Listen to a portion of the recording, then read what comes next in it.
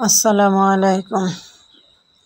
আমার পেঁপে গাছটা না একবারই মইরা শুকায় গেছিল। ভাবছিলাম যে কাইটটা ফালাই দিম, এর ভিতরে চাই দিই বৃষ্টি হওয়ার পরে গাছের মাঝে কয়েকটা পেঁপে ধরছে।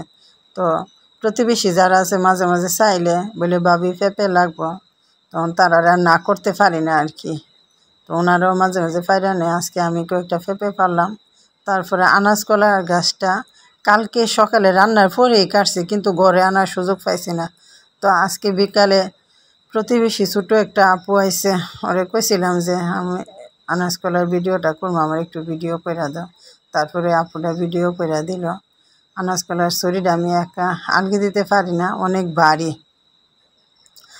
তো যে আপুটা ভিডিও করে দিল ওরে কিছু আনাজ কলা দিলাম। বাড়ির ধারে কাছে যারা প্রতিবেশী আছে ওনারারও কিছু দিমু আনাজ কলা, আর বাকিটা করে রাখিয়া দিমু আর কি। মাঝে মাঝে রান্না করবো। আনাজ কলাতে তো অনেক ভিটামিন থাকে, আপনারা জানেন।